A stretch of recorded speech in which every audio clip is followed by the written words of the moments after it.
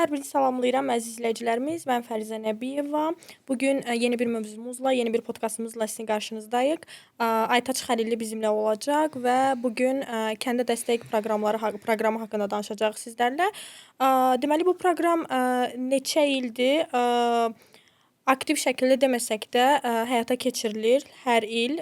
Elə bu dövrlərdə təxmini və proqramın əsas məqsədi kəndlərdə infrastruktur layihələrini maliyyələşdirmək və icmaya, kənd sakinlərinə öz problemlərini özləri seçmək və öz qərarlarını özləri vermək haqqını verir və bu məqsədi daşıyır bu proqram. Bugün Aytacla bu proqram haqqında danışacağıq. Aytac, ilk öncə bir giriş edək proqramla bağlı ümumi məlumat verək izləyicilərimizə, daha sonra suallarımıza keçid edərik. Bəli, mən də salamlayıram öz növbəmdə izləyicilərimizi. Deməli, kəndə dəstək proqramı sən də qeyd elədiyin kimi Fərizə, məqsədi yerli əhalinin iştirakını, ümumiyyətlə bələdiyyə proseslərində iştirakını gücləndirmək üçün yaranmış mexanizmlərdən biridir. Ən aşağı səviyyə belə deyək ki, iştirak mexanizmlərdən biri hesab olunur və qeyd etdiyin kimi ümumiyyətlə bölgədə yaşayan, kəndlərdə yaşayan insanlara onları narahat edən kiçik çaplı infrastruktur problemlərinin hansılarını həll etmək istəyirlər, onlara elə bil ki, bir məkan verir ki, insanlar özləri seçsinlər və bundan sonra büdcədən ayrılacaq olan məbləğ buna xərclənsin. Ümumiyyətlə, bu proqram bölgələrin inkişafı agentliyi tərəfindən həyata keçirilir və bələdiyyələrin vasitəsilə həyata keçirilir, belə deyək. Hər il təxmini olaraq bu il ayrılan məbləğ 40 milyon 830 min laridir. Ümumi Gürcüstan belə deyək cəmində baxsaq və hər bələdiyyə üçün onda yaşayan əhalinin sayına uyğun olaraq və onda yaşayan belə deyək onda mövcud olan kəndlərin sayına uyğun olaraq ayrı-ayrılıqda belə deyək fərqli şəkildə büdcələr ayrılır. Belə baxdıqda əslində qalanda çox alqışlanası bir proqramdır. Çünki qeyd etdiyimiz kimi, yəni bu birbaşa belə deyək yerli qurumların o kəndin özünə gələrəkdən oradakı insanlara birbaşa soruşmaq və onları birbaşa dinləmək məkanı yaradır qeyd etdiyimiz kimi və onların fikirlərini məhz büdcələmə prosesində prioritetləşdirmək imkanı yaradır. Lakin ümumilikdə götürdükdə həqiqətən o qədər biz problemlərlə qarşılaşdıq ki, bu haqda təbii ki, irəlidə daha yaxşı və daha ətraflı şəkildə danışacağıq. Belə götürək, kəndlərin qısa məlumat hissəsini ona əlavə etmək istəyirəm ki, bu proqram çərçivəsində görüşlər hər il keçirilir. İlin əvvəlində, yanvarın sonu, fevralın ilk dönəmində və fərqlidir. Burada büdcələr kəndlərin əhalisinə uyğun olaraq. Çünki belə bir şey var, əgər bir kənddə 500-dən aşağı əhalisi varsa bir kəndin, bu tərz görüşlərə kənd iclası adı verilir. Və o həmin kəndlər üçün ayrılan məbləğ fərqlidir. 10 minlə 16 min arası, 10 min və 16 min. 500-dən yuxarı əhalisi olan kəndlərin isə belə deyək məşvərət adlanır. Nisbətən orada böyük çaplı görüşlər keçirilir və orada iştirak etməli olan və imzalamalı, iştirak belə deyək sənədini, kağızını imzalamalı olan vətəndaşların sayı da çoxdur və biz ona konsultasiya və yaxud məşvərət deyirik. Belə ümumi məlumat olaraq bunları qeyd edə bilərik və mən həqiqətən əgər imkan daxilində, düzdür, hal-hazırda ciddi problemlər var həm yerli səviyyədə, həm milli səviyyədə ölkədə, amma yenə də bu mexanizmi mən məsləhət görərdim və tövsiyə edərdim ki, vətəndaşlar maksimum şəkildə iştirak edib orada öz ən azından problemlərini və ən azından öz istəklərini ortaya qoysunlar. Düz deyirsən, həm mərkəzi səviyyədə, həm yerli səviyyədə çox böyük problemlərimiz var. 2024-cü ildə biz birlikdə müşahidə eləyirdik kəndliləri Salam platforması olaraq. Bəli. Bəzən birlikdə olduğumuz vaxtlar da olurdu, sən tək olduğun vaxtlar da və bir çox kəndi müşahidə edibsən və etmişik birlikdə Salam platforması olaraq, elə deyilmi? Əsasən problemi seçir kənd əhalisi və səs vermə prosesi olur. Səs vermədən sonra qərar verilir və büdcəyə uyğun bir şəkildə problem seçilir. Bəli. Bir çox qanun pozuntuları ilə də rastlaşırdıq. Müşahidə elədiyimiz kəndlərdə bir çox kəndi müşahidə elədik, kəndləri və yəni munisipalitet olaraq saysaq, Bolnisidə olduq, Dmanisidə olduq, Marinolda aktiv şəkildə iştirak etdik. Demək olar ki, bütün bələdiyyəsində biz iştirak etdik və eyni zamanda Qaraçöpdə də iştirak etmişdik, səhv etmirəmsə. Bir neçə kəndində iştirak etmişdik. Mən də səhv etmirəmsə. Kənd-kənd getməyək və ümumilikdə Aha, bəli, ümumi bölgə-bölgə gedə bilərik. Qanun pozuntularından danışa bilərsən və büdcələr ildən ilə bilirsən ki, artır. Bu il misal üçün hələ açıqlanmayıb, amma əminəm ki, yenə bir demək olar ki, 2 qat olacaq Marneolinin büdcəsi.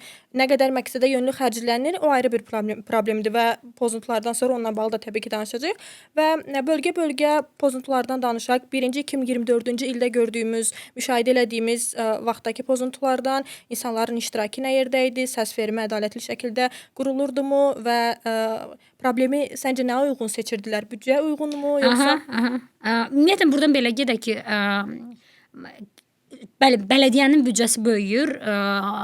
Bu bir çox şeydən asılıdır, amma bu proqram üçün ayrılan məbləğ bir neçə ildir ki, qoyulan məbləğ eynidir. Baxmayaraq ki, ölkədə inflyasiya səviyyəsi get-gedə çoxalır və belə deyək, ora tətbiq olunan və yaxud da ki, təyin olunan məbləğ həmin problemi həll etmək üçün yetərsizdir də, yetərsiz olur çox vaxt. Bu səbəbdən də əslində qalanda bu proyektin, bu layihənin içərisində götürüləsi olan layihələr qeyd etdiyim kimi xırda çaplıdırlar. Yəni nələrdir bu xırda çaplı layihələr? Misal üçün qəbirstanlığın ətrafının hasarlanması və yaxud məktəbin ətrafının hasarlanması, su arıqlarının təmizlənməsi və yenilənməsi və yaxud da ki, belə deyək, kənd işıqlandırılması, çöl işıqlandırılması kimi kiçik çaplı layihələrdir. Təxmini olaraq 20-yə yaxın sadalanıbdır bunların hamısı. Bu tərz balaca layihələri belə deyək müzakirə edib vətəndaşlar seçə bilirlər. İlk belə baxdıqda əslində qalanda qeyd etdiyimiz kimi məbləğ az olduğundan bir növ məhdudlaşdırılıb vətəndaşlar digər böyük layihələri, böyük problemləri həll etmək istədikdə burada təbii ki, bir bariyerlə qarşı-qarşıya qalırlar.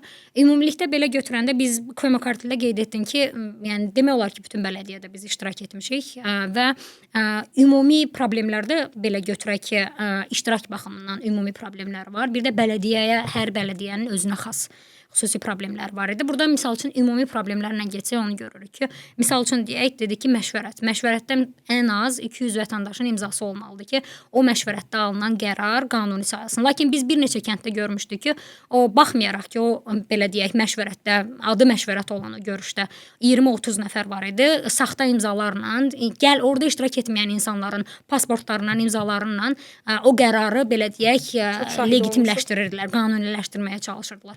Bir neçə kənd olmuşdu. Hətta biz ilk dəfə bu monitorinq etabına başlayanda bir neçə kənddə bizim orada iştirakımız olduğuna görə müşahidə prosesində onlar belə deyək qərar vermişdilər ki, ikinci dəfə keçirilsin və daha çox əhaliyə məlumat versin. Və burada nə ilə qarşı-qarşıya belə deyək qalmış olduq.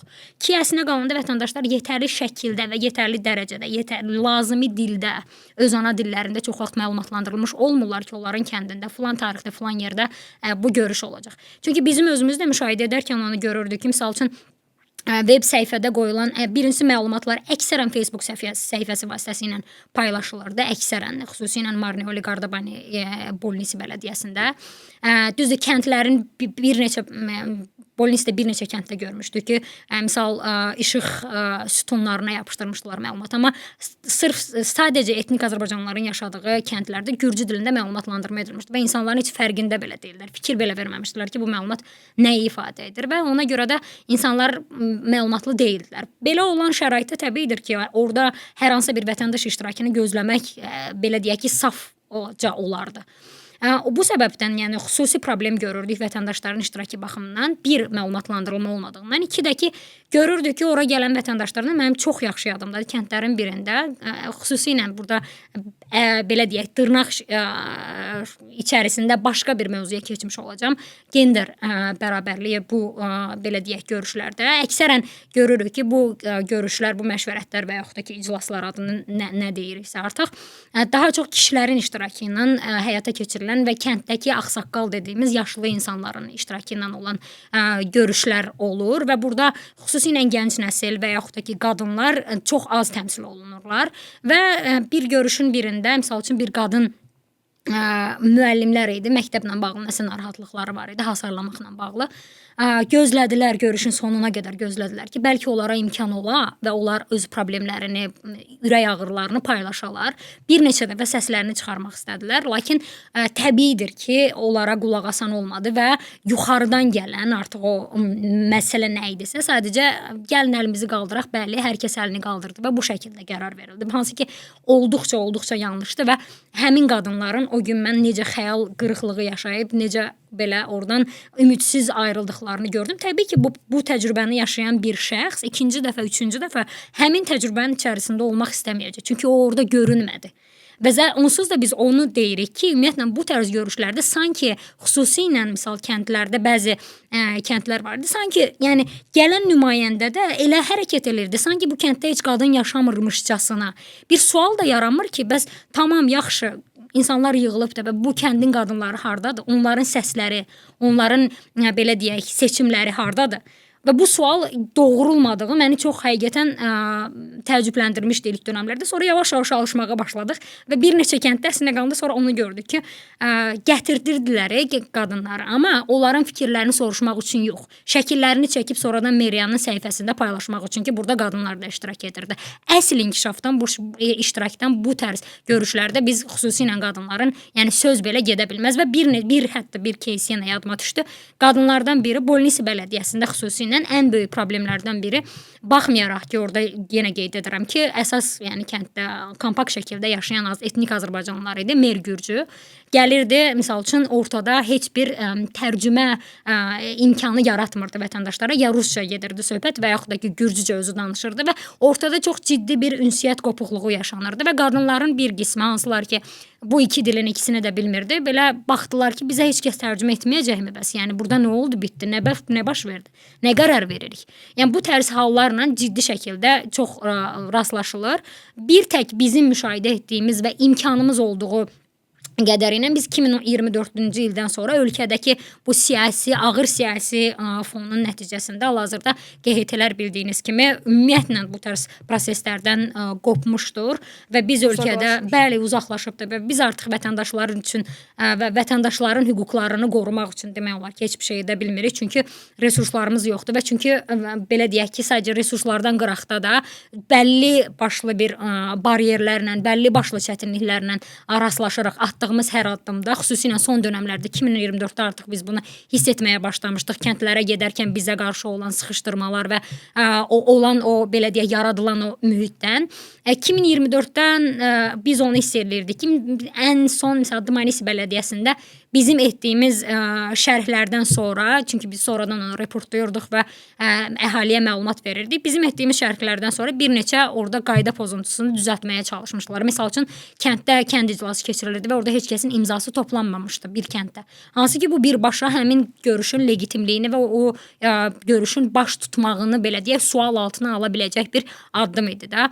Belə bu tərz əslində qalanda vəziyyətlərin sonradan belə düzəlməsi bizə onu göstərir ki, əslində qalanda nə qədər önəmlidir ki, bölgədə vətəndaş cəmiyyəti güclü olsun və bölgədə vətəndaş cəmiyyətinin güclü olmağı sonradan həmin insanların problemlərini və onlar əslində qalanda belə bir şey olurdu. Vətəndaşlar bizim orada olduğumuzu görəndə, bizi jurnalist olaraq və yaxud da ki, vətəndaş cəmiyyətinin nümayəndəsi olaraq görəndə sanki biraz daha ürəklənirdilər. Daha rahat idilər. Daha yanlarında kimsə varmış kimi hiss edirdilər. Biz də təbii ki, onların yanında olduğunda sonuna qədər hiss etdirməyə çalışırdıq və indi təəssüflər olsun ki, belə deyək ki, cavabdehlik hissindən tamamilə uzaqda qalan bir yerli bələdiyyə və onların qarşısında bütün bu tərz mexanizmləri artıq istifadə etməyən və edə bilməyən bir ümumi bir cəmiyyətlə qarşı-qarşıya qalmışıq. Çox sağ ol, çox gözəl, çox detallı danışdın. Ona qatılıram ki, 2024-cü ildə biz müşahidə etdikdə ən əsası da kəndlərə, müəyyən yerlərə, misal üçün dayanacaqlara, misal üçün məktəbə, harasa elanlar vururdular. Misal üçün ikinci günü saat 2-də kənd iclası var. Nə büdcə yazılmırdı, nə əsasən o kəndin nümayəndəsi kəndə dəstək proqramı nədir? Nə üçün yaradılıb? Nə vaxtdan yaradılıb və sizin oradakı haqlarınız nədir? Nə tələb edə bilərsiniz? Nə qədər məbləğdə tələb edə bilərsiniz? Elanlarda büdcə ilə bağlı bir məlumat belə yox idi ki, öncədən insanlar Sən hazırlaşar. sadəcə büdcə ilə bağlı yox. Bir neçə yox. Hətta mən yadıma düşür ki, bu görüşlər keçirilməmişdən qabaq biz kənd-kənd düşüb biz idik yapışdıran həmin o məlumat səhifələrini bir neçə Səhifəmizdə də bölgədə paylaşırdıq hətta. səhifədə paylaşırdıq tərcümə edərəkdən və TikTok səhifəmizdə məlumat verirdik insanlara və oradan gələn suallar əslində qalanda bizə çox olurdu həqiqətən. Hər kəs öz kəndini soruşurdu. Əgər bizim gözdən qaçırdığımız bir kənd olanda insanlar yazırdılar ki, baxa bilərsinizmi bizim kəndimizdə nə vaxt keçiriləcək və yaxud da ki, bizim büdcəmiz nə qədər də ona uyğun olaraq nəsə edə bilərikmi? Kimi suallar gəlirdi. Bu nəyin göstəricisidir? Əslində qalanda vətəndaşlarda o istək var. O maraq da var. Sadəcə o marağı doldura biləcək bir belə deyək ki, o məkan yaradılmır. O da əksərən misal üçün kəndlərin də onu görürdük ki, misal üçün görürdük ki, 5-6 kənddə dalbadal misal üçün eyni layihə seçilir. Halbuki vətəndaşlar bir neçə həmin görüşdə başqa söz demişdi ondan əvvəl. İstəyi başqa idi. Bu bizdə o şübhəyi yaradırdı ki, yəni kütləvi şəkildə mövzuya nə isə qarışıbdı. Və bu qarışma nəticəsində ola bilsin ki, kimlərinsə biznes maraqları var idi. Bu təbii ki, bir neçə hətta bununla bağlı bir araşdırma süjeti də yadımdadır. Vaxtı ilə Bolnisi bələdiyyəsi ilə bağlı, xüsusilə bu küçə işıqlandırmaları mövzusunda. Lakin təbii ki, təsdiqləmək bunu biraz çətindir. Sadəcə o qədər simptomik olaraq demək olar ki, hər şey hər yerdə eyni keçirilir ki, bu Marneoli, Bolnisi, Dmanisi qeyd etdim. Xüsusilə ən azından orada bir şeylər, bir hərəkət var idi. Mən Qardabanidənəm özüm və Qardabanidə kəndlər çox böyükdür əslində qalanda və burada əksərən məşvərət tərzi görüşlər keçirməlidir. Səhv etmirəmsə, kəndlərdən biri, indi adı yadımdan çıxdı, hansı kənd idi? Kəndə təsəvvür elə ki, 200 nəfərlik insan olasıdır görüşdə. Biz getmişik, heç kəs yoxdur. Kəndin belə deyək ki, o bizim Selsovet dediyimiz kənd nümayəndəsi adam sırf biz oradaydıq deyə gəldi, biraz durdu bizlə. Kimlərisə çağırmağa, xatırlayırsan. Kimlərisə çağırmağa güya başladı. Və heç nə, yəni adam əlində sənəd, biz seçmişik onsuz da bu kənd üçün nə ediləsidir. Biz onsuz da bilirik kimisindən. İnsanların bir neçəsindən soruşduq biz marketdə, qıraqda, çünki kommunikasiyaya giririk ünsiyyətdə olmağa ki, öyrənək burada nə baş verir. Çünki bilirsiniz bu gün 200 nəfər yığılasıdır bir görüşə, 20 minlərinin taleyini həll etməlidirlər öz kəndlərinin xeyrinə və heç kəsin buna məlumatı yoxdur. O gün məlum oldu ki, heç kəsin bundan məlumatı yoxdur. İkinci dəfə bu adam təbii ki, belə olan halda ikinci dəfə keçirilməlidir və ikinci dəfə keçirilmək üçün təbii ki, gün seçilməlidir. Adam bizə telefon nömrəsini verdi. Əlaqə saxlamağa çalışırıq. Telefonu gəh açmadı, gəh nəsə. Yalan yanlış məlumat. Sonradan baxdıq ki, güya ki 200 adam həqiqətən toplanıb, güya ki 200 adamın imzası ilə hər hansısa bir layihə seçilibdir. Absurddur. Belə bir şey olmayıbdır. Bundan mən əminəm. Çünki biz çox soruşduq ki, nə vaxt biz konkret olaraq o kəndə gedib görmək istəyirdik. Çünki orada nəylərinsə səhv getdiyini görürdük. Qardabanidə də, yəni dediyim kimi, yəni digər bölgələrdə daha ağır vəziyyətdə əslində qalanda iştirak baxımından yenə biraz o biri kəndlərdə nəsə görürdük. Belə yəni ümumi xətt görəndə kəndə dəstək proqramı yenə deyirəm ki, öz-özlüyündə fikir olaraq, təşəbbüs olaraq vaxtı ilə mənə elə gəlir ki, çox belə yaxşı bir məqsədə qulluq etmək üçün yaranan bir proqramdır. İllər üstündən keçib hələ də qoyulan rəqəm dəyişməyib. Hələ də 20 mindən danışılır. Yenə qeyd edirəm ki, ölkədə qiymətlərin bu qədər qalxdığı bir dövrdə xüsusilə, yəni 20 min liraya hər hansısa bir infrastruktur layihəsini həyata keçirmək kimi bir absurd fikirləri var. Neçə ildir bu yöndə də heç bir dəyişiklik yoxdur. İllər keçsə də yenə də misal üçün mən onu hiss edirəm ki, yenə bu problemlər dəyişməyəcək olaraq qalacaq.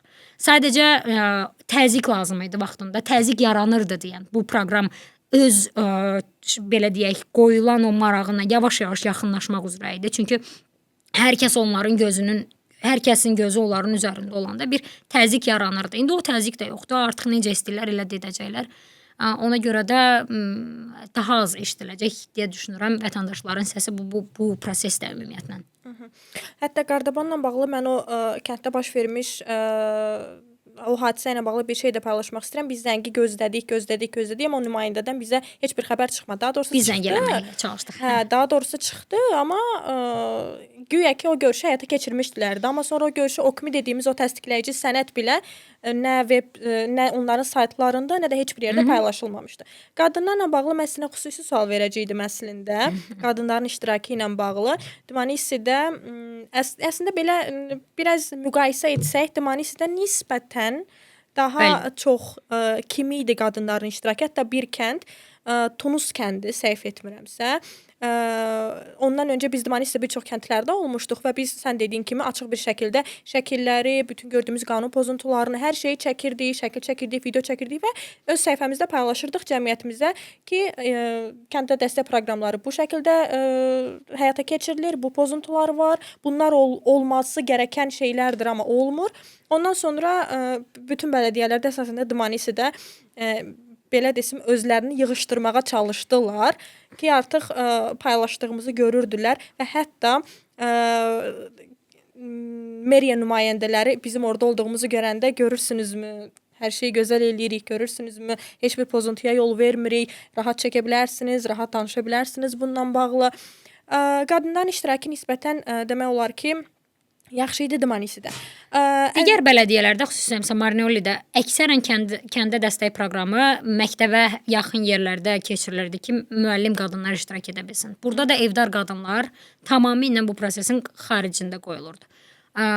Bəli, görürdük bir-iki müəllim qadın, onlar da sadəcə işlərinə görə belə məcbur edirdilər ki, bəli, dövlət məmuru olduqlarına görə bilirdilər ki, orada iştirak etmək məcburiyyətləri var. Eyni zamanda Bolnisidə bir neçə kənddən başqa belə deyək ki, sadəcə yaşlı qadınların gətirilməyini görürdük həmin görüşə və sadəcə yenə deyirəm ki, məndə o təəssürat qalırdı ki, həqiqi iştirak üçün yox, sadəcə şəkillər üçün lazım idi. Çünki prosesin özünün içərisində həmin o şəkili çəkən qadınların özləri belə heç o sualı vermirdilər ki, okey, bu qadınlar burdadır, şəklini də çəkdik, bari səsini eşidək, bari nəsə desinlər, bəlkə nəsə fikirləri var. Və biz onlara misal üçün deyəndə ki, siz də deyin də fikrinizi. Çünki öz aralarında təbii ki, qadınlar da danışır, onların da fikirləri var, onların problemlərini də deməyə haqqları var. Amma ümumi proses ona o zəmini yaratmırdı o qadınlar, o rahatlığı yaratmırdı. Və onların səsi o qədər kişinin səsinin içərisində belə deyə altında əzilirdi, eşidilmirdi. Nəhayət etibarı ilə də əksər qərarlarda o səslər əslə qalanda heç görünmür. Əslində sənə sualım qalmır belə çıxır ki, çünki bir danışmaqda bütün suallarımın cavabını verdin. Son olaraq onu qeyd etmək istəyirəm ki, mən hətta bugünkü görüşdən öncə də araşdırıram hər il kəndə dəstək proqramları ilə bağlı bütün kəndlərin OKMİlərini və kəndlərə ayrılan pullar və kəndlərdə əhalinin hansı problemi seçdiyi ilə bağlı oxuyuram və son 2 ildir qarşıma çıxır ki, misal üçün deyək ki, Baydar kəndi keçən il də balaca uşaq meydançayı seçmişdi və bu il də eyni seçir və böyük ehtimal gələn ildə yenə eynisini seçəcək. Bəli. Və belə çıxır ki, laqeyd qalır o kəndin meriyası və 16 min laridir, 15 min laridir. Misal üçün deyək ki, Baydar kəndinə ayrılıb 15 min lari. Kənd seçib uşaq meydançası balaca və o birisi il yenə seçir və bir il ərzində Marneoli bələdiyyəsi Baydar kəndi üçün meydançayı düzəltmir. Və gələn il məcbur edir ki, yenə eyni layihə seçsin. Burada bir sual yaranır. Hara gedir? Bununla bağlı çox qısa danış, çox xahiş edirəm. Yəni danışmalı hissəni dedin sən artıq. Sualın içərisində cavab da var, belə deyək. Hara gedir? Təəssüflər olsun ki, biz bilmirik hara gedir. Kimlərə gedir, necə gedir, onu da bilmirik. Vətəndaşlar olaraq bu haqda məlumatlı deyilik. Xüsusilə sən aktları qeyd etdin. Təəssüflər olsun ki, hər kəndin aktı heç qoyulmur da. Ona görə sən müqayisə etmək üçün, yəni sevinirdik biz misal üçün aktları axtararkən ki, bu kəndin aktını tapdıq şükür. O birisini tapdıq şükür deyə. Halbuki o aktlar deməli imzalandıqdan maksimum 1 ay içərisində mütləq şəkildə, ictimai şəkildə yerləşdirilməlidir, əl çatan olmalıdır hər kəs üçün. Aktları da nə qədər reallığa uyğun şəkildə doldurublar, yox sözlərini doldurublar. Yaranmış, yəni onu bir qırağa qoyaq. Necə dolduruldu, necə qərar verildi. Aktın özündən gedir söhbət. Nə qərar verildi sadəcə ona baxmaq üçün belə ciddi bir belə deyək səfərbərlik elan etmişdik. Həmin layihə çərçivəsində o yadımdadır. Və bundan əlavə kəndlərin birində mən çox yaxşı yadımdadır. Səhv etmirəmsə Dəllər kəndi idi və o dönəm o kəndin fəaliyyətləri xüsusilə belə aktiv şəkildə öz sözünü deməyə çalışdığı dönəmlərdə belə deyək, kənd əhalisi özləri gətirmişdi. Son 3 ilin səhv etmirəmsə, aktını gətirmişdilər ki, 3 ildir biz bu layihəyə səs vermişik məyərsə. Və 3 ildir məyərsə bu mövzu seçilibdi. Və bu 3 ilin içərisində hələ heç bir şey baş verməyib də. Yenə eyni şey müzakirə edirik. Hara getdi? Bu sual ünvanlanmışdı əslində qalanda. Doğru ünvana ünvanlanmışdı. Amma təəssüflər olsun ki, həmin görüşdə biz heç bir cavab ala bilmədik. Vətəndaşlar olaraq və vətəndaş cəmiyyəti olaraq. Buradan irəli gələrəkdən görürük ki, bir kənddə bir neçə il içərisində eyni layihə seçilir, lakin heç bir şey olmur. Və son olaraq bir kəndin hekayəsi yenə yadıma düşdü indi danışarkən. Getdik biz bir kəndə, Bolnisinin kəndlərindən birində. Kəndin həmin il deməli seçilibmiş qəbirstanlığın ətrafının hasarlanması. Və maraqlandıq. Kəndin əhalisini də əsas narahat edən problemlərdən biri idi bu məsələ. Bunun üçün ərizə yazmağı düşündük, amma sonra yoxladıq ki, bu məsələ onsuz da bunun üçün pul ayrılmalı idi bu layihənin içərisində. Bir neçə günün içərisində öyrəniblər ki, biz gəlib bu mövzu ilə bağlı maraqlanmışıq və ərizə yazmışıq rəsmi şəkildə, çünki müraciət etmişdik həmin kəndin adından. Və səhərisi yox, o birisi gün səhv etmirəmsə, gəlib tələm-tələsik bir hissəsini qəbirstanlığın hasarlamışdılar, o bir hissə qalmışdı. Belə hallar da olur. Ona görə deyirəm ki, həqiqətən elə bir ölkədə və elə bir düzənin içərisində yaşayırıq ki, bizə qıraqdan üçüncü göz mütləq şəkildə lazımdır. Bizim əhali o təsir, belə deyək, bizim o sistem hələlik, o təsir olmadan özü öz vətəndaşının belə deyək, rifahı üçün addım atmaq marağında olan bir sistemin içində yaşamırıq. Bu səbəbdən vaxtı ilə vətəndaş cəmiyyəti var idi və çox önəmli rol oynayırdı. İndi bu vətəndaş cəmiyyətinin bu qədər sıxışdırıldığı bir dönəmdə sadəcə yeganə güc vətəndaşlardır. Ona görə onları bir daha baxmayaraq ki, biz hal-hazırki hökuməti və seçkiləri belə deyək tanımırıq. Buna baxmayaraq heç olmasa bu belə deyək balaca resursu belə özləri üçün istifadə etmələri üçün sonuna qədər bu proseslərdə iştirak etmələrini və öz belə deyək istəklərini, öz problemlərini uyğun şəkildə çatdırmaları və arxalarında durmaqlarını xahiş edirəm belə deyək. Ümid edirəm hər şey yaxşıya doğru gedər. Ümid edirəm ki, biz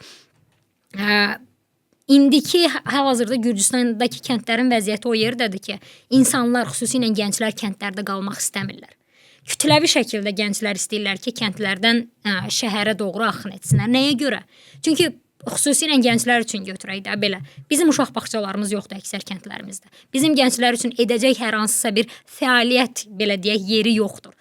Nəqliyyat məsələsi, yəni xüsusilə bu dərəcədə hərəkətli bir dönəmdə, biz dövrdə belə deyək, bizim kəndlərin böyük əksəriyyətində nəqliyyat məsələsi ya ümumiyyətlə yoxdur, ya da günün sadəcə bir hissəsində işləyir. Və biz bütün imkanlardan qıraqda qalan bir nəsil olaraq böyüdük vaxtı ilə, təəssüflər olsun, hələ də bu vəziyyət elə davam edir ki, indiki yeni nəsildə yenə o bütün imkanlardan, hansı ki, əksərən mərkəzdə yerləşir, uzaq olaraq böyüyürlər.